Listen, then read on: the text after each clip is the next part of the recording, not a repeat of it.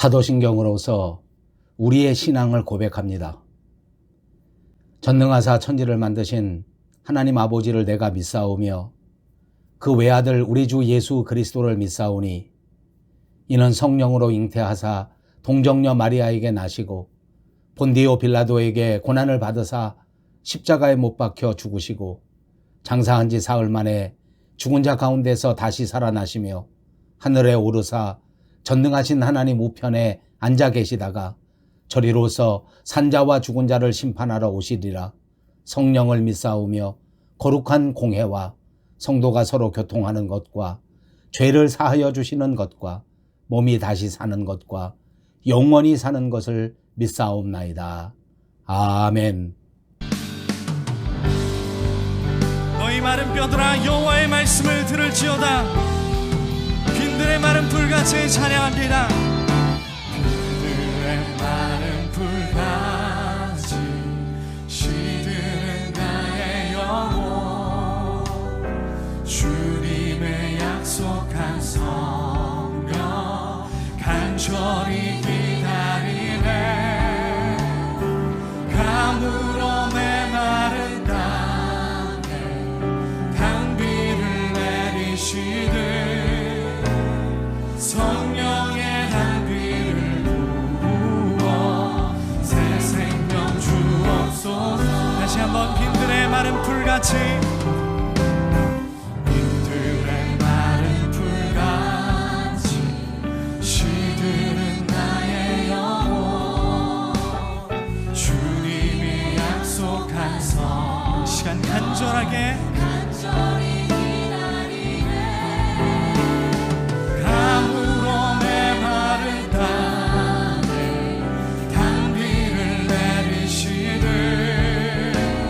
성령의 단비를 부어 새 생명 주옵소서.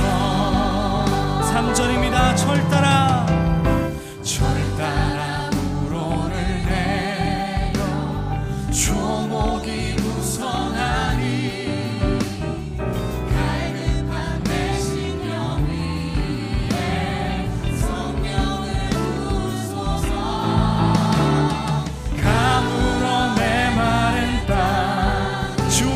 께서 이 뼈들에게 이같이 말씀하시기를 내가 생기를 너희에게 들어가게 하리니 너희가 살아나리라. 너희가 살아나리라. 참되신 사랑의 언약 참되신 사랑의 언약 어길 수 있사오랴. 오늘의 흡족한 은혜 주실 줄 믿습니다.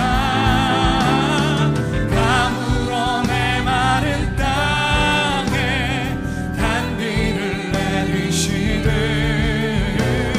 성령의 단비를 부어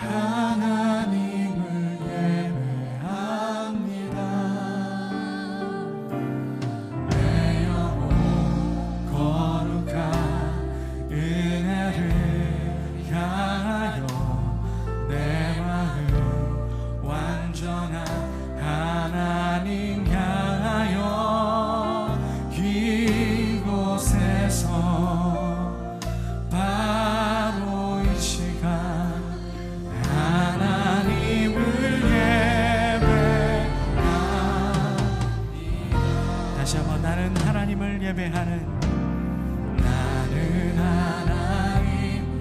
겉은 살아있어도 속은 죽은 자라 책망치 않고 우리 아무 점도 없이 흠도 없이 책망도 없이 오직 주를 향해 갈망하는 오직 우리 하나님의 사람이 되기를 원합니다. 어디서나 하나님을 예배합니다. 내 영혼 거룩한 은혜를 향하여 내 마음 완전한 하나님 향하여 이곳에서 바로 이 시간 하나님을 예배. 내 영혼 거룩한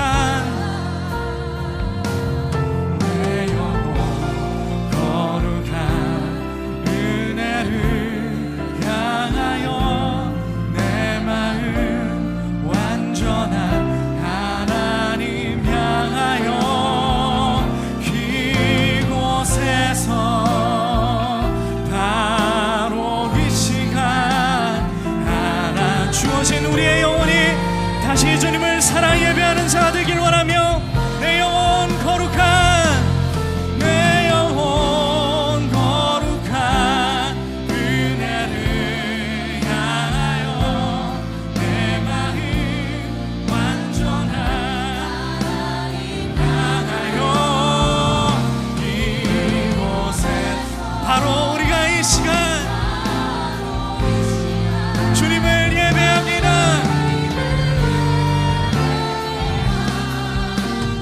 내가 걸어갈 때 길이 되고 살아갈 때 삶이 되는 그곳에서 예배하네. 내가 걸어갈 때 길이 되는 그곳에서 예배하. 다시 한번 내가 걸어갈 때 내가 걸어간 여러분의 지금 그 자리가 예배하기 힘든 자리일지라도 다시 한번 찬양하며 예배하기로 결단할 때 우리 주님이 새 힘을 주십니다. 내가 걸어갈 때 길이 되고 살아갈 때 삶이 되는 그곳에서 부르신 곳에서 나는 예배하네.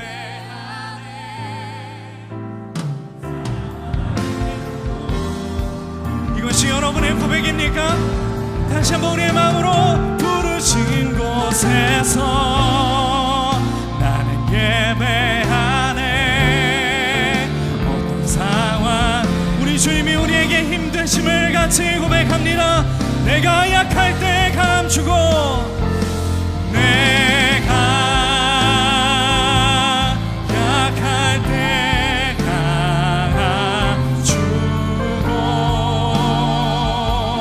가난할 때 우리 마음이 가난할 때 마음이 연약할 때 우리를 부욕해 하시는 분 여호와 하나님을 찬양합니다.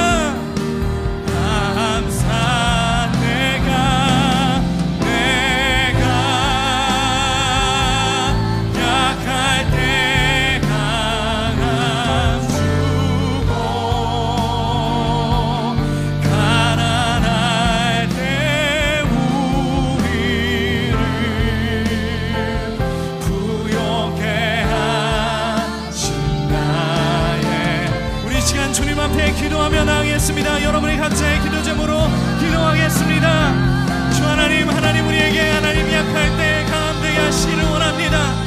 하나님 우리가 걸어갈 때 길이 되고 살아갈 때 삶이 되는 이 예배의 현장을 하나님 우리가 하나님 더욱더 열정으로 하나님 나아가게 하여 주시고 오늘도 하나님 우리에게 죽어있는 영혼을 살게 하시는 여호와의 말씀이 하나님 우리를 새롭게 소성케 하는 하나님의 말씀이 되게 하여 주옵소서. 마른 뼈가 일어나는 역사, 하나님의 샘물을 찾는 역사, 우리 주님이 하나님 우리에게 영원한 성령수를 주시는 귀한 역사를 경험하는 오늘 주일 예배 될 수 있도록 아버지 하나님 인도하여 주시옵소서. 가난할 때 우리를 부욕해 한 주님, 살아서 예배하는 자들이 여기 있습니다. 주님을 만나기 원하는 자들이 여기 있습니다.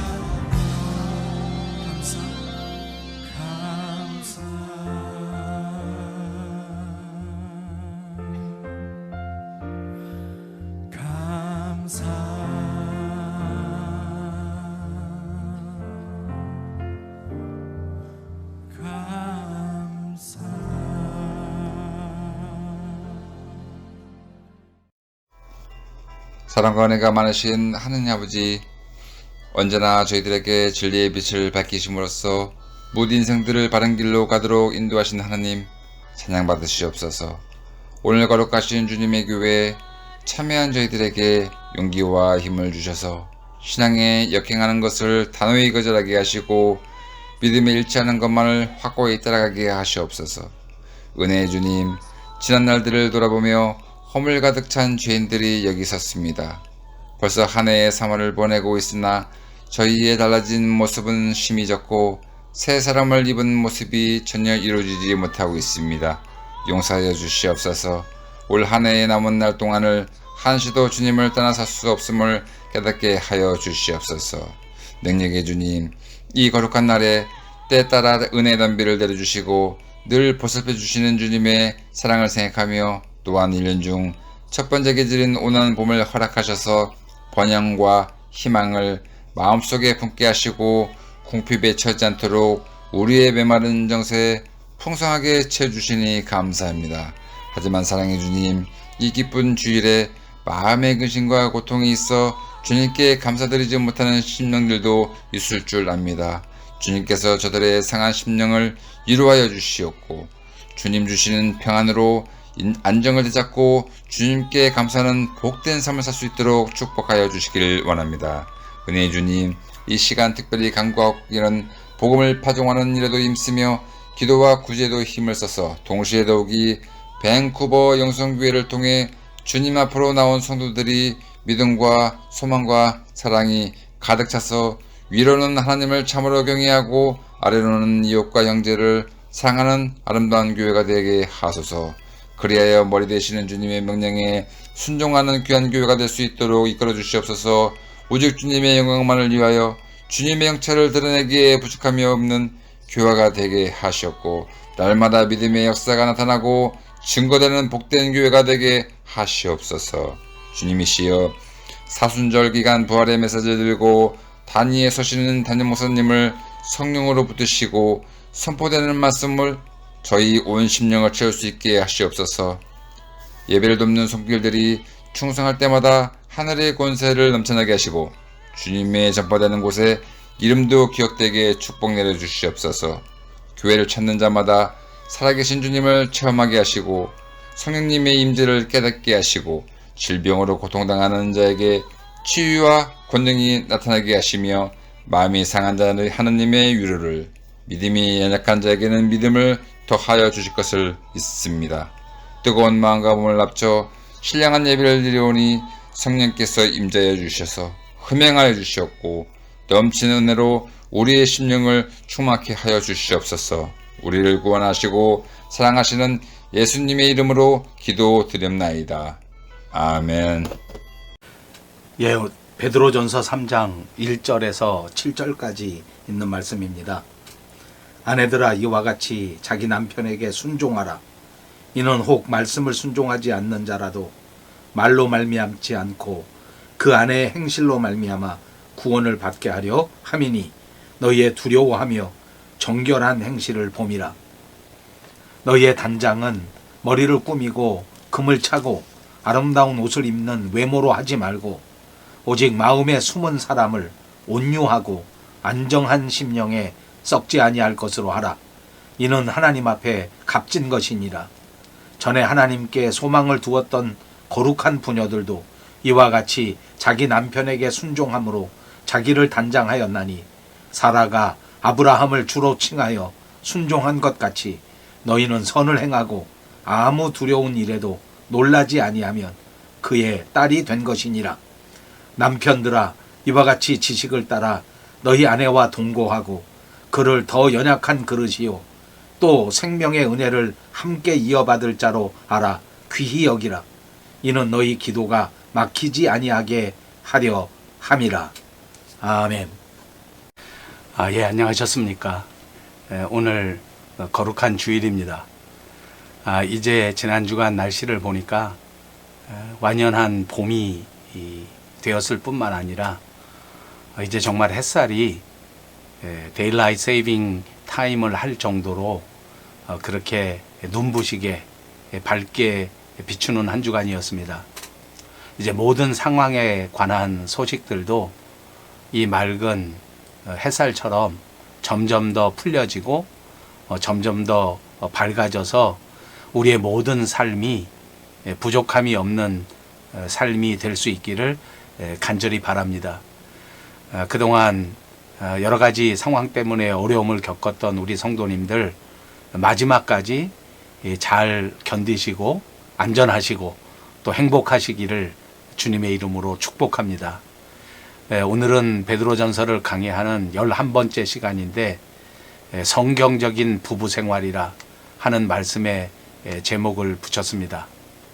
이제 행복한 가정을 이루기 위한 중요한 요건들이 있다고 하는데 그 중에서 가장 중요한 것은 무엇보다도 성경적인 남편 그리고 성경적인 아내가 되는 삶이라고 생각합니다.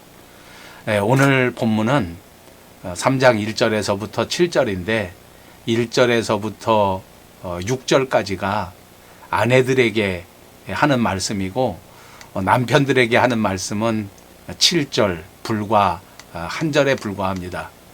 아마 여자분들에게 무려 6배나 많은 그런 말씀을 주시고 있는 겁니다. 이제 게다가 내용을 본다고 하면 아내가 남편에게 순종해야 한다 하는 그 말씀인데 과연 이런 말씀이 오늘날에도 통용될 수 있겠는가 하는 난감한 생각이 듭니다. 사실 시대가 많이 바뀌어졌습니다.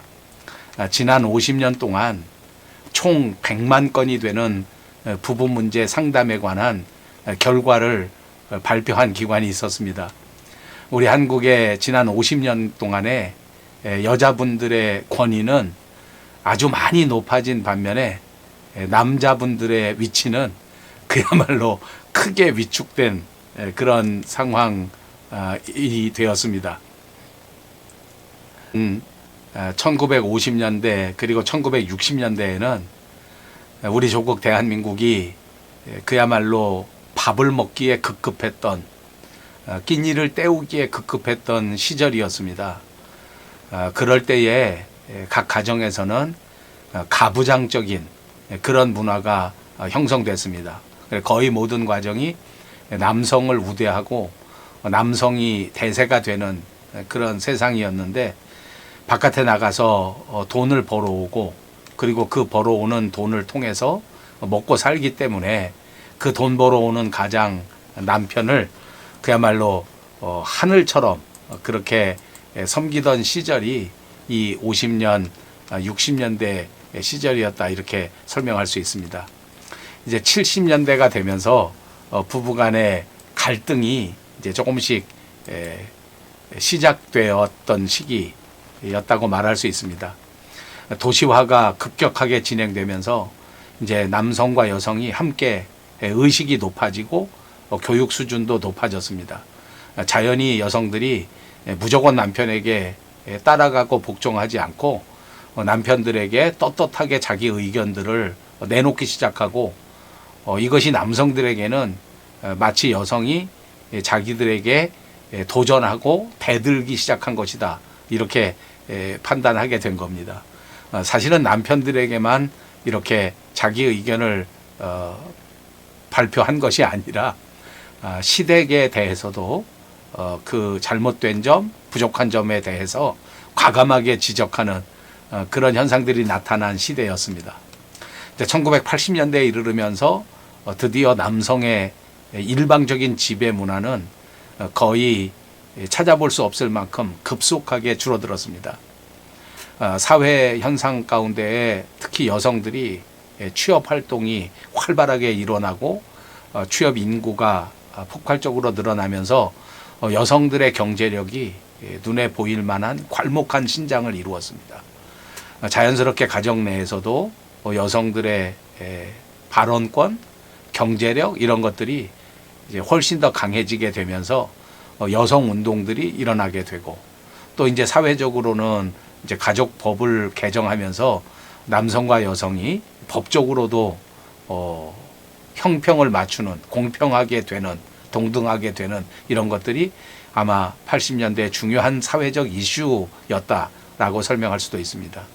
이제 이때에 소위 남성과 여성 사이에 일어나는 가정폭력, 특히 남편이 주도적으로 여성들에게 가하는 폭력이 큰 사회 문제가 되고 이것이 그냥 용인되었던 시대에서부터 이제는 이것을 받아들이지 않는 이런 시대에 돌입하게 된 겁니다.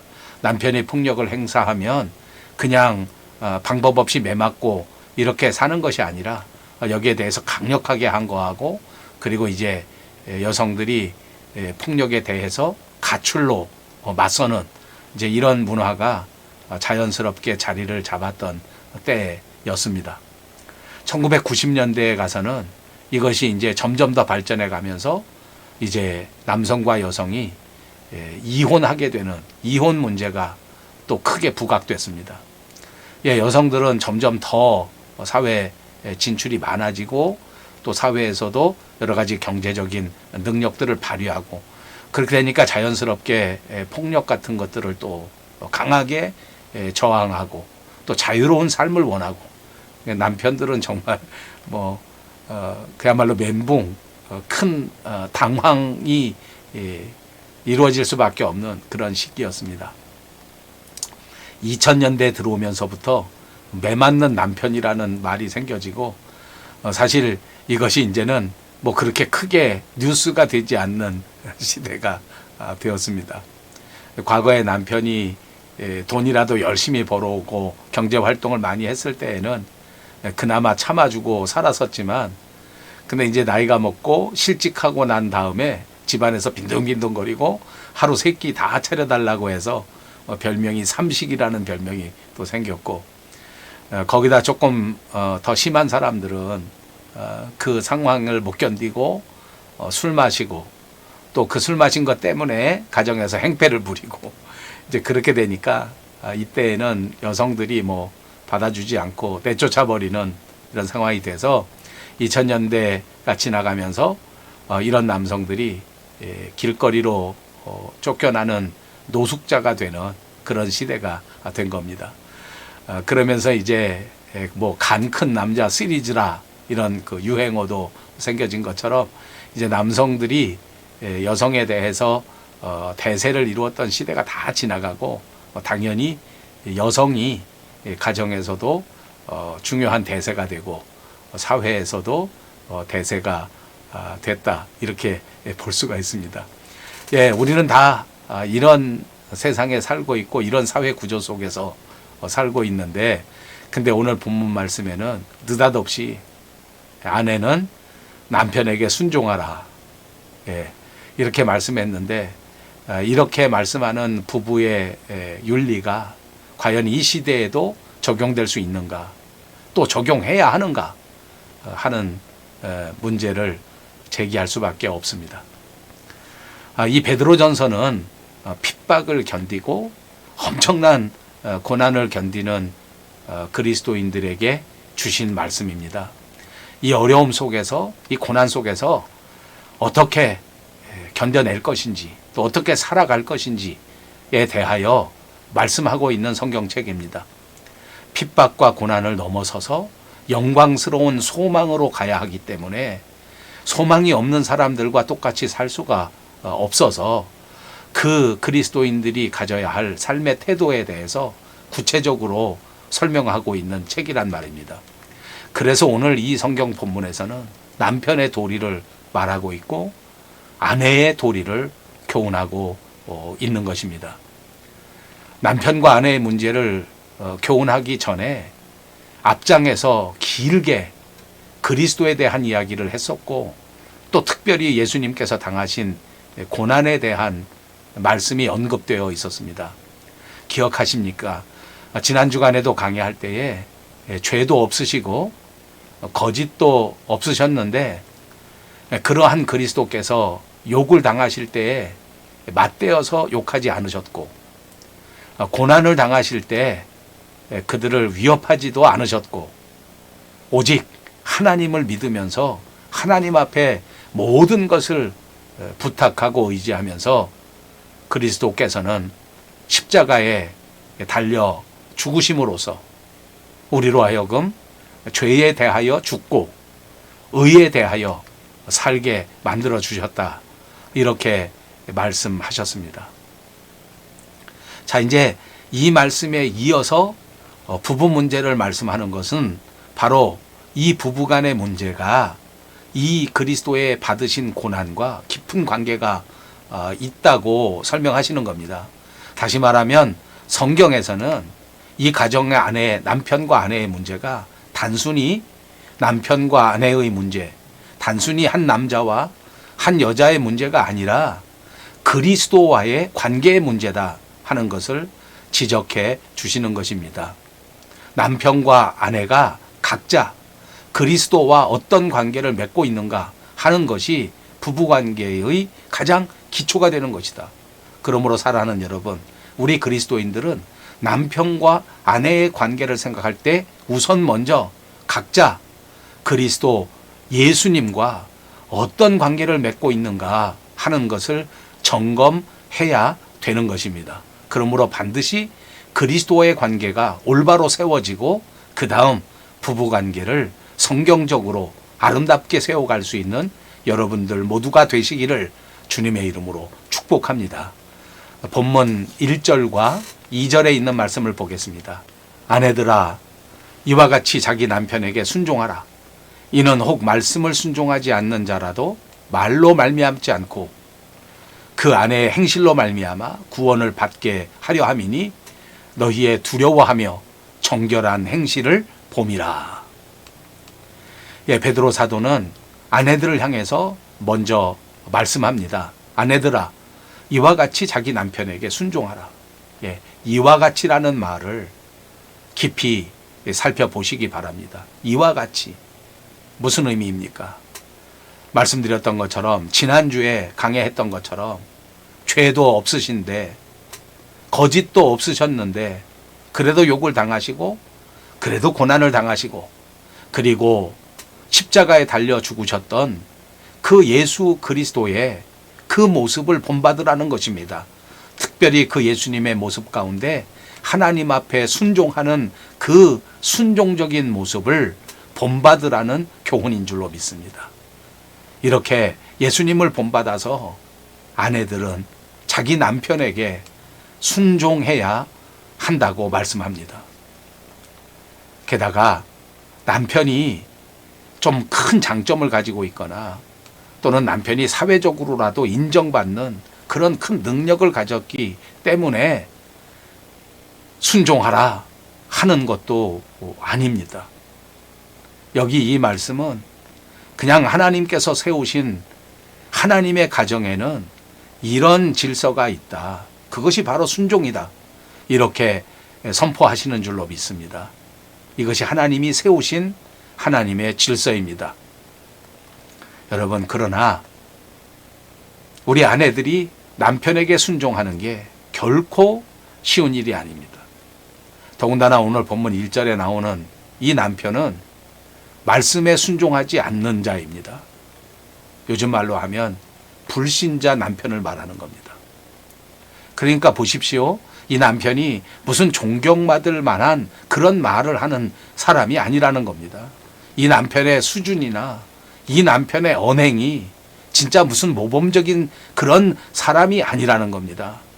가만히 놔두어도 아내가 존경할 수 있고 아내가 정말 따를 수 있는 믿음직한 그런 남편이라기보다는 오히려 이해할 수 없는 그런 요건들을 많이 가지고 있는 남편이었을 겁니다.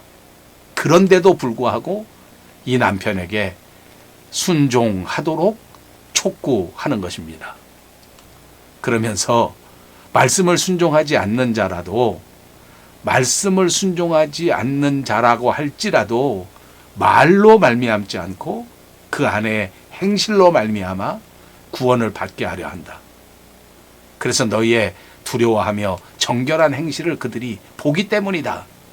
이렇게 설명하지 않습니까? 아내가 어떤 행실을 하느냐에 따라서 남편이 구원을 받을 수 있게 된다.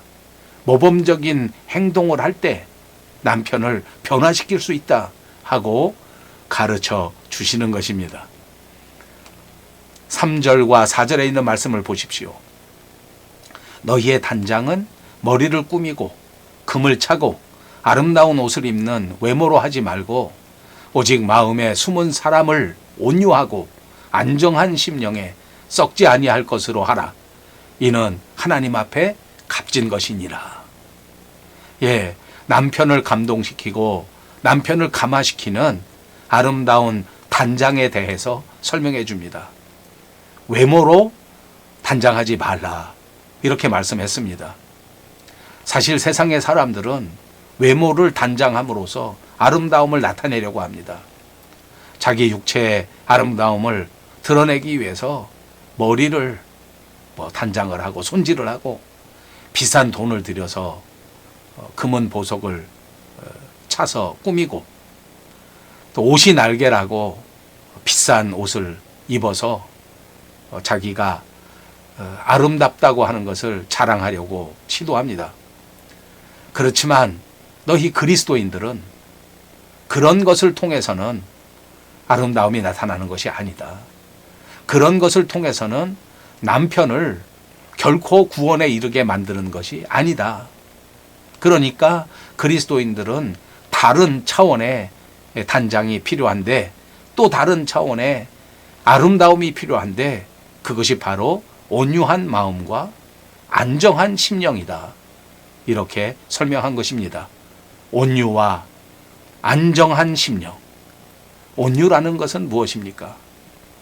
예수님께서도 팔복에서 온유한 자는 복이 있나니 저가 땅을 기업으로 받을 것이다 말씀하신 적이 있습니다. 사람들에게 정신적으로 감동을 끼쳐서 그 사람을 얻게 된다라고 하는 의미의 말씀인 것 같습니다. 예수님께서는 실제로 이 땅에 오셔서 단 한 평의 땅을 차지하실 때 무력을 동원하시거나 무슨 칼과 창을 통해서 정복하시거나 하신 적이 없으셨습니다. 그냥 이 땅 위에서 온유한 인격으로 사셨고 그 삶의 전체가 모범적인 온유함을 보이셨습니다. 그렇게 되니까 많은 사람들이 예수님을 왕으로 섬기게 되고, 심지어는 그 무시무시한 군사력을 가진 군대의 높은 사람들도 주님 앞에 무릎을 꿇고, 심지어 세상의 왕들도 예수님을 향해서 나의 주인이시다, 나는 당신의 종입니다, 이렇게 고백할 수 있도록 만들어 주시지 않았습니까? 온유함이라고 하는 것이 이런 놀라운 능력을 발휘하는 겁니다. 온유할 수 있다고 하는 것은 하나님과 평화를 이루고 나서 그 마음에 하나님이 주시는 너그러운 마음을 가지게 될 때 이룰 수 있는 것입니다. 이렇게 하나님의 평화를 얻고 하나님이 주시는 너그러운 마음을 가지고 만나는 모든 사람들을 넉넉하게 가슴에 품을 수 있는 그런 부드러움을 가리켜 온유라고 말하는 것입니다. 이런 온유한 마음이 저와 여러분, 우리 밴쿠버 영성교회 모든 성도님들에게 충만하시기를 바랍니다. 이렇게 온유한 마음을 가져야 구원받지 못한 남편을 전도할 수 있고, 이렇게 온유한 마음을 가져야 오늘 우리에게 주어진 가정을 아름답게 세워갈 수 있게 되는 줄 믿습니다. 그러므로 아내된 여러분, 이렇게 온유하게 살아가시기를 주님의 이름으로 축복합니다. 이렇게 온유하게 사시는 것이 가장 아름다운 화장이요, 가장 아름다운 단장이 되는 것입니다. 여러분, 중국의 유명한 맹자에게 이런 일화가 있었습니다. 한 번은 어떤 문화생이 연로한 맹자에게 찾아와서 질문을 합니다. 선생님, 이 세상에서 가장 강한 게 어떤 것이겠습니까? 그랬더니 맹자는 입을 크게 벌리고서 자기 입을 들여다보라고 말합니다. 그 질문했던 제자가 입을 들여다보니 늙어서 이는 다 빠지고 그리고 입 안에 혀밖에 없습니다. 그렇게 대답했습니다. 그랬더니 맹자가 대답합니다. 그렇다. 이빨은 탁탁하고 강한 것 같이 느껴지지만 오래 가지 못한다. 내 이는 지금 남은 게 하나도 없지 않느냐. 그러나 혀를 보라. 약한 것 같이 보이고 그렇지만 부드러워서 결국 이빨보다 훨씬 오래 가는 게 부드러운 혀다 라고 말했다는 것입니다. 부드러운 것이 강한 것을 이깁니다. 온유하면 반드시 승리한다는 사실을 믿으시기를 바랍니다.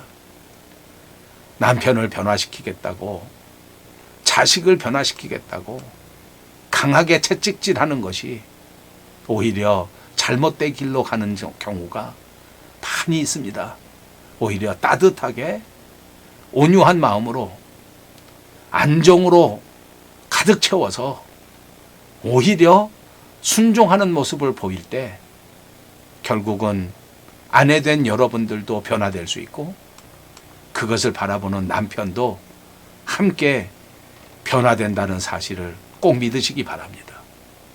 안정한 심령, 평안한 심령, 고요한 심령, 이건 진짜 하나님과의 관계가 완전히 새로워져서 하나님과 완전한 평화를 누릴 때 오는 마음의 상태일 것입니다.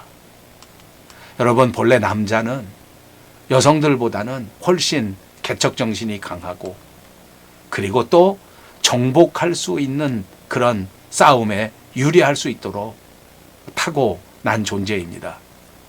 그래서 남성들은 조금 공격적이기도 하고 그래서 때로는 마음의 안정감을 잃어버리고 마음이 출렁거리는 경우가 많습니다.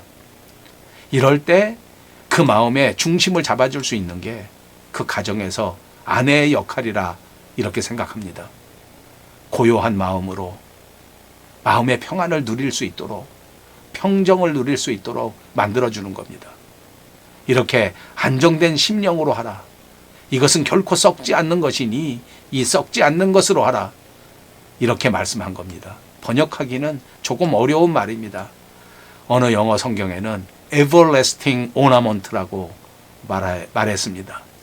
영원히 존재하는 장식이다, 단장이다 하는 의미를 가진 겁니다.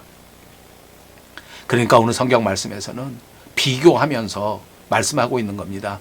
이 세상 여자들은 머리를 만지고 꾸미고 보석을 동원해서 그렇게 치장하고 또 예쁜 옷을 입어가지고 그렇게 아름다움으로 단장하는데, 그런데 진짜 남편을 위하고 진짜 가정을 위하고 나중에 남편을 구원에까지 이르게 할 수 있는 진짜 아름다움은 바로 온유한 마음 그리고 안정된 심령이다 하는 것을 말씀하는 겁니다.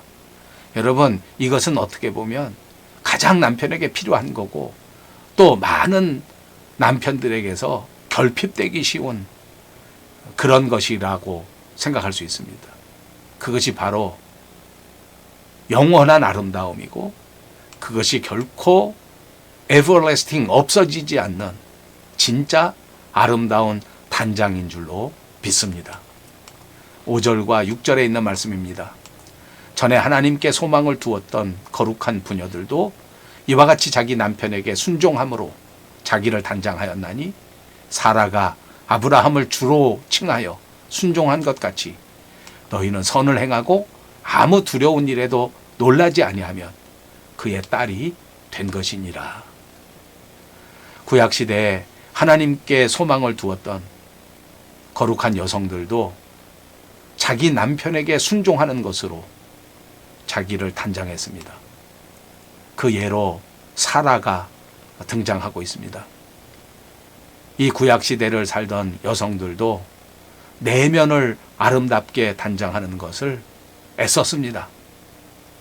사실 오늘도 아내가 남편에게 순종한다는 것은 내적으로 자기 자신을 단장하는 것, 자기 자신을 하나님 앞에서 아름답게 만드는 것입니다. 잊지 마시기를 바랍니다.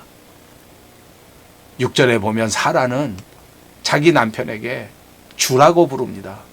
그만큼 순종하고 순복하고 복종했다는 겁니다. 아들을 제물로 바친다고 했을 때에도 사라는 놀라거나 항의하지 않고 믿음으로 받아들였습니다. 사랑하는 여러분, 오늘을 살아가는 아내들이 이렇게 살 수 있다면 얼마나 좋을까?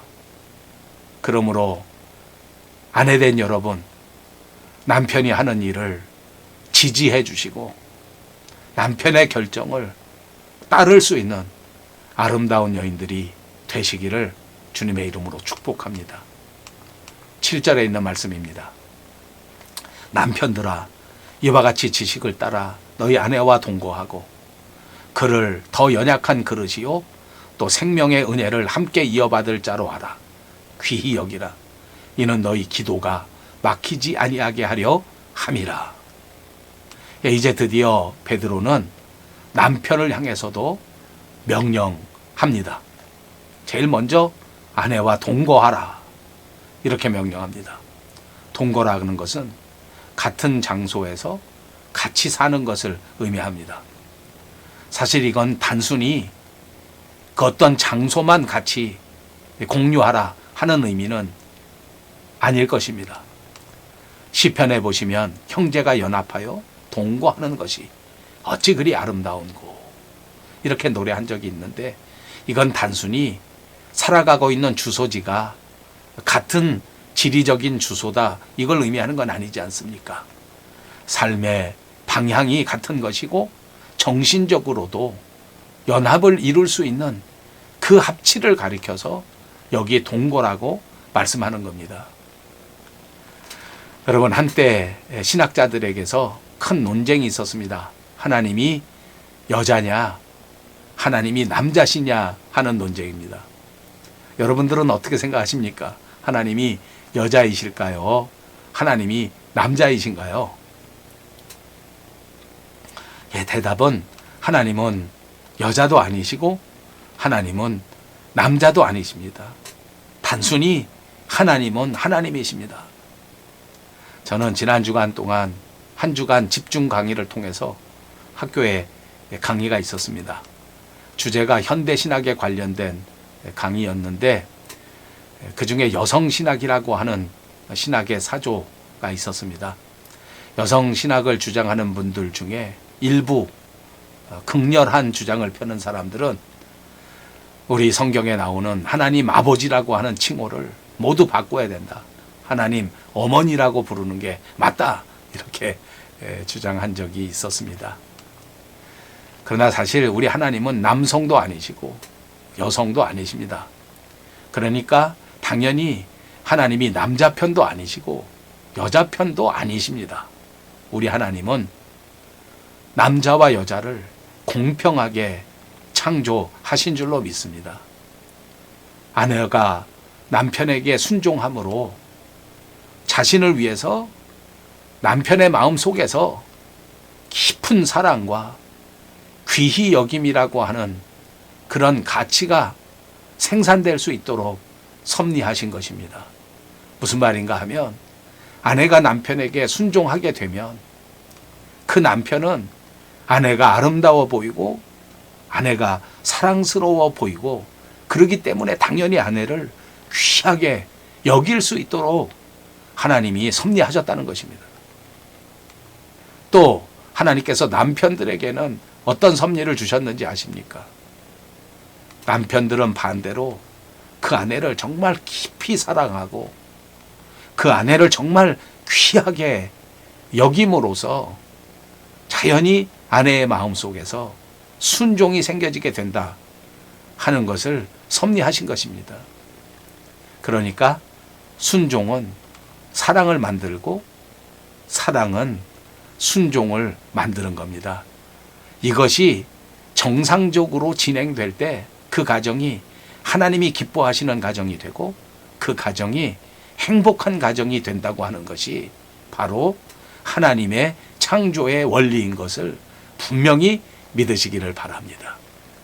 오늘 본문에서 베드로는 성경적 남편이라고 하는 것은 그 아내를 귀히 여기는 남편이다 분명히 선언했습니다. 아내를 귀하게 여기지 않으면서 순종만 강요하는 남편들은 도대체 순종이 어떻게 해서 생기는지를 모르는 무식한 남자들입니다. 본문의 베드로는 아내들을 말하면서 연약한 그릇이라고 표현했습니다. 아내들은 연약한 그릇이라는 것입니다. 그러니까 남편들의 입장에서는 반드시 아내를 귀하게 여기고 아내를 도와주어야 한다 하는 의미를 담고 있는 말입니다. 연약한 그릇이기 때문에 작은 일에도 깨질지 모르니까 훨씬 더 조심해서 훨씬 더 귀하게 다루어야 한다 하는 의미도 담고 있는 것입니다. 베드로는 오늘 아내를 귀히 여겨야 할 가장 중요한 이유도 밝히고 있습니다. 생명의 은혜를 유업으로 함께 받을 자. 생명의 은혜를 유업으로 함께 받을 자. 무슨 말입니까? 영생을 함께 받을 자라는 말입니다. 아내들과 더불어 남편은 영생의 은혜를 함께 받을, 하나님의 축복을 함께 받을 존재입니다. 아내와 남편이 각자 하나님의 복을 받을 수 있는 존재가 아니고 영적인 면에서는 아내와 남편이 함께 하나님의 은총을 받고 하나님의 영생을 받게 된다 하는 것입니다. 우리 세상 말로 하면 남편과 아내는 이 세상의 가장 중요한 동업자라는 것입니다. 그러니까 남편이 망하면 아내도 망하는 겁니다. 남편이 흥하면 아내도 함께 흥하는 것을 믿으시기 바랍니다. 이게 동업자입니다. 그러니까 언제나 남편과 아내는 그 목표가 하나여야 합니다. 그러니까 남편과 아내는 언제나 생사고락을 함께하는 존재인 것을 꼭 믿으시기 바랍니다. 가정 안에서 남편과 아내가 이렇게 협력하면서 공동의 삶의 목표를 바라보면서 함께 기도했을 때에 하나님은 그 기도에 응답하십니다. 그러나 반대로 서로 마음이 뒤틀려 버리고 남편이 아내를 귀하게 여기기는커녕 악하게 대해버리고 날마다 불화하게 되면 기도의 문이 열리지를 않는다는 겁니다. 그것이 본문의 가르침입니다. 부부가 서로 합력해서 영적인 성장을 이루지 못하면 기도가 되질 않고 기도의 문이 열려지지 않는다는 이 사실을 꼭 기억하시기를 바랍니다. 여러분, 행복은 돈 많은 것이 아닙니다. 행복한 가정이라고 하는 것은 바로 이렇게 성경적인 아내와 성경적인 남편이 있는 가정인 줄로 믿습니다. 오늘 이 말씀과 같이 아내들은 순종함으로써 자기 스스로를 단장하시기 바랍니다. 남편들은 아내를 사랑하고 귀히 여김으로써 스스로를 단장할 수 있는 아름다운 남편들이 꼭 되시기를 바랍니다.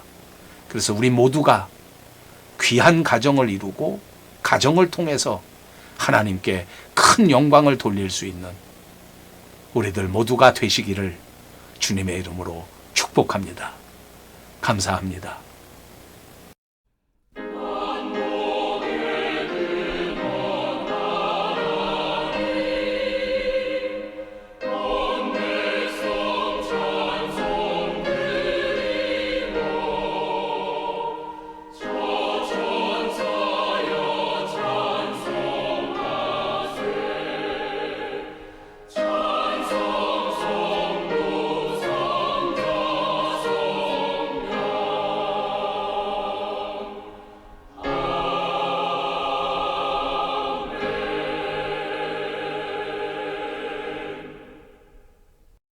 지금은 우리 주 예수 그리스도의 은혜와 하나님 아버지의 극진하신 사랑과 성령님의 감동, 감화, 그리고 충만케 하시는 역사가 오늘 하나님의 섭리 안에서 하나님이 함께 하시는 행복한 가정이 되기를 소원하는 귀한 권속들 머리머리 위에와 사랑하는 우리 밴쿠버 용송교회 위에 그리고 온 누리 위에 이제로부터 영원토록 함께 계실지어다.